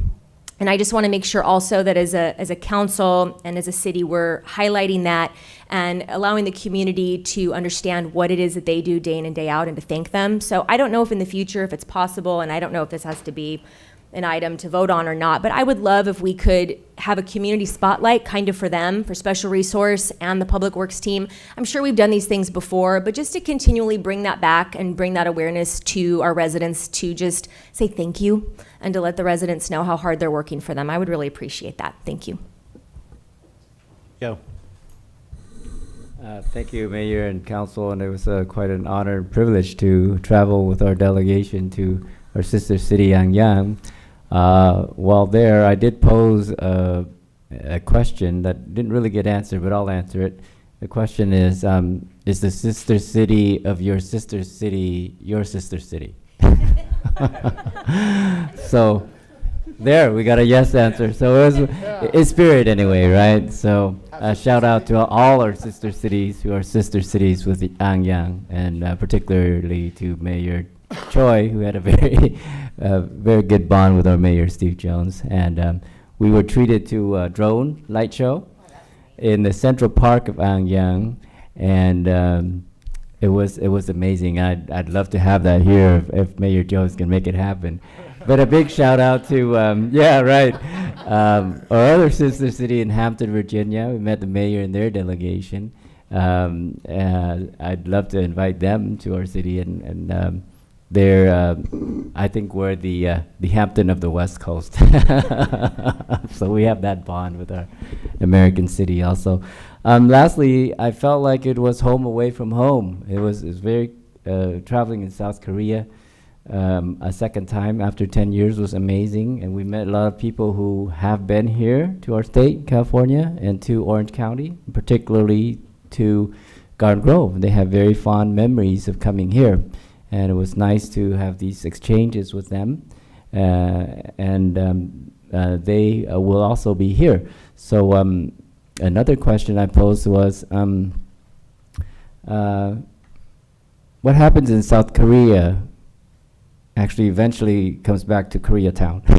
So that's a saying I just made up because we're going to have a lot of good things from South Korea coming to our city and our county. And I just can't wait. And one of it is the Korean World Business Convention this weekend. The kickoff is tomorrow.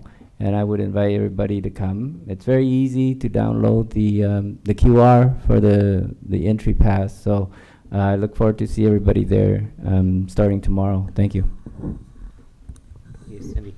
Yes, Mayor, thank you. I have a couple items. So on Friday, I was invited to attend or speak to senior student at Bosa Grande about career path. And so I talked to them, share with them about what we do here as council member, and also encourage them to participate and speak up if they see something that we could do better for our city. I also shared with them about the vested benefit. At the end, two of the students were interested and reached out, and then actually one of the students reached out to our staff and would like to get maybe our council or mayor to do some kind of recommendation so that they could apply for the officer program. But I know they have to go up to the, I think, the Senate or something like that. But we will have that conversation later and try what we can do to help. Second thing is that thanks to the resident who brought up the issue about the homeless at 99 cents at Brookhurst in Westminster. Before that, every time I see a homeless there, I, just like many of us, just see, okay, what can we do to help them?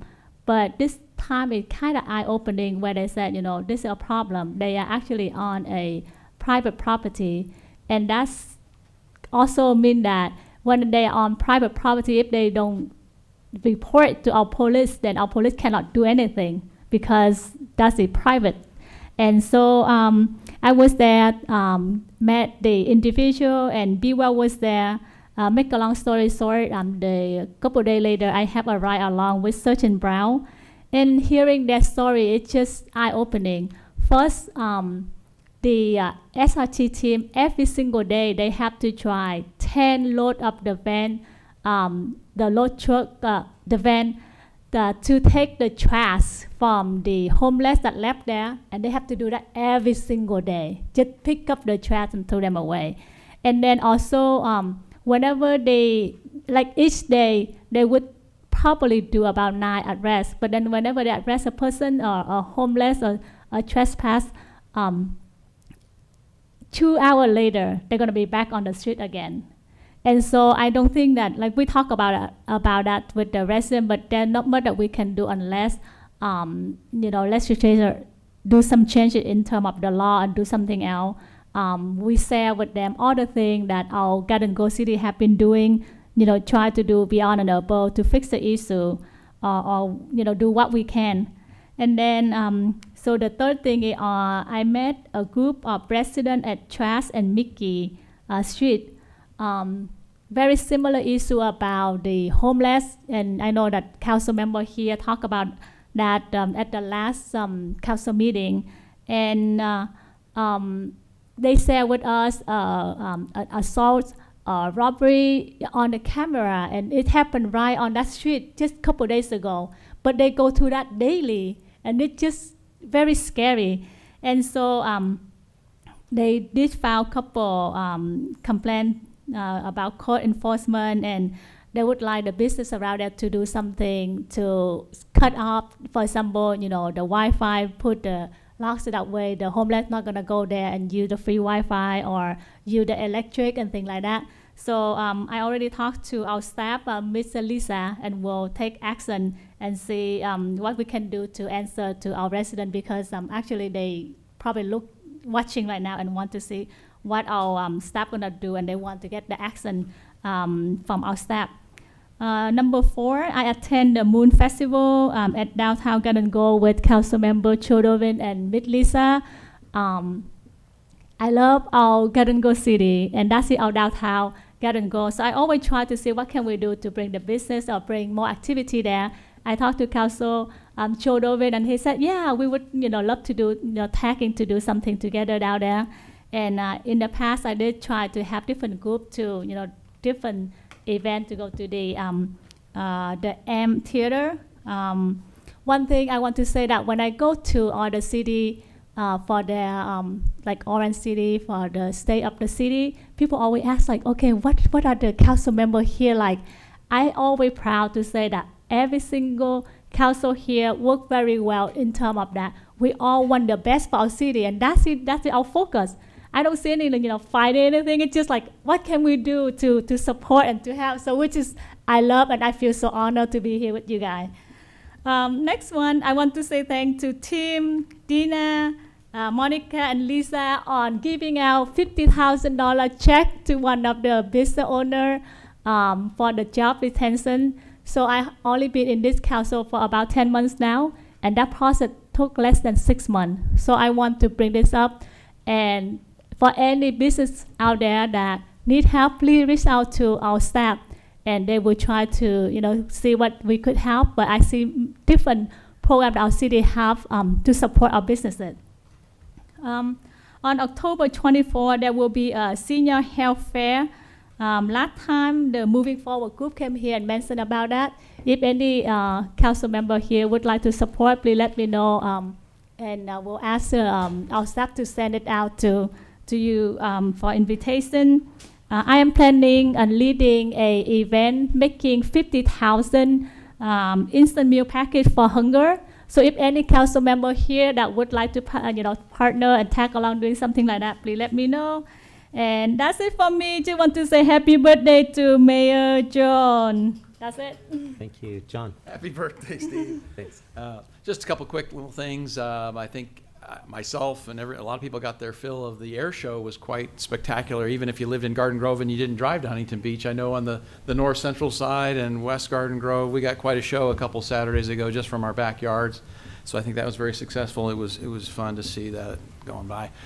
I could literally see the bottom of was it the Angels? It's the Air Force, Thunderbirds, Air Force, right? Air Force, so go Thunderbirds. We also had the community cleanup a couple Saturdays ago here next to the community center. I participated in that and got rid of some documents that needed to be shredded that I've been carrying around in my trunk for like 2 months to figure out where I could take them. And then I knew this date was coming up, so and I think that was pretty successful. I came towards the end of it purposely so I could see how it went. And they had a lot of dumpsters filled up and a lot of shredding. In fact, they were pretty full on the shredding thing. District 2 residents might have seen, Brookhurst is restriped from Catella to Chapman with nice 3 new lanes in each direction with the bike lane and some parking and new red curbs in areas and fresh paint. And so I'm glad that got done. Thank you very much to Public Works and even our third-party agencies that we've helped with grant money to get these things done. People don't realize what it takes to get all this done and actually have state money and other grants that we get so we don't have to use the general fund.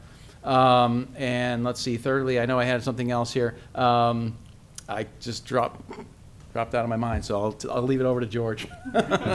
Thank you very much. George. Yeah, first of all, happy birthday, Mayor Jones. 21 years old today. We're glad to say no. No, with that being said, we had a speaker in here earlier talking about infrastructure improvements, and I just wanted to he's already left, but I wanted to relay that for the first time in my memory, this year council prioritized infrastructure improvement as a top council priority. So I just want the public to realize we are addressing these issues, and you probably notice a lot of stuff is actually getting done this year. The streets are tore up, the sewers are being tore up, the flood control channels are getting fixed. So there's a lot going on, and it is a council priority this year, and I don't recall, at least in my limited memory, I don't recall that ever being a council priority prior to this year. So I want to thank my colleagues for making that a priority, and we are on it. Halloween is coming up, and we had Senator Janet Wynn here talking about fentanyl poisoning and all the scares and stuff that go along with trick-or-treating are, part of that recipe, unfortunately. One of the things, I just make sure you check your kids' candy. If you're buying candy for trick-or-treaters, the little bite size or even full size if you're rich. I always like to go to the full-size places when I was a kid, right? But the wrapped candies is important, so it makes it easy for the parents so they can look and make sure there's been no tampering. The days when we were little, when people used to make candied apples and popcorn balls and stuff like that, well, you really can't do that in today's world. And I just hope some of the older folks who are seeing this realize that.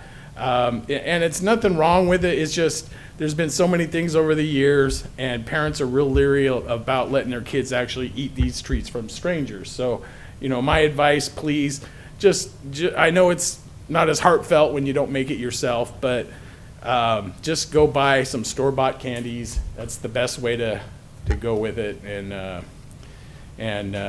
it makes it easier for all concerned, and it makes it a little safer for the kids as well. So, and I think that's about it. Mr. Mayor, I remembered my last thing. Yeah, go for it. I just wanted to promote, people to download the new updated version of our app, because that's the easiest way, because I was thinking of painting and getting over that graffiti. I know we all have a lot of issues with graffiti. So download that new Garden Grove app, updated app, and then you can report a lot of stuff there, trash, bulky items, graffiti. That's the quickest way to get it to city and get it corrected. Thank you. That was it. Thanks. City Manager Lisa Kim. Thank you, Mayor and council members. I wanted to also note that the Asian Pacific Festival, also previously known as the Korean Arirang Festival, will be coming to Garden Grove Park starting Thursday, October 12th through Sunday, October 15th. It's its 39th annual festival that will showcase the rich beauty of pageantry of Korean and Vietnamese culture. There'll be entertainment, carnival rides, K-pop, and over 70 specialty booths, a food court, and lots of foodie favorites. So definitely stop by. And our Garden Grove Park address is 9301 Westminster Boulevard. And lastly, I know everyone's highlighting the weekend activity, but Councilmember John O'Neill and I hung out on Main Street at the Elvis Festival, and it was an extraordinary tribute of music. I wanted to thank Jennifer Stewart, part of our Downtown Business Association, and Jill Lloyd for just coordinating this lovely festival. There was music, everyone was dancing, and lots of Elvis all through Main Street in all different sizes, and so that was a fun event for us. Thank you. General Counsel, any reportable action? Mayor, the City Council did meet in closed session earlier this evening, and there is no reportable action out of that meeting. Thank you, colleagues, and everyone who attended. And with that, we will stand adjourned. Thank you.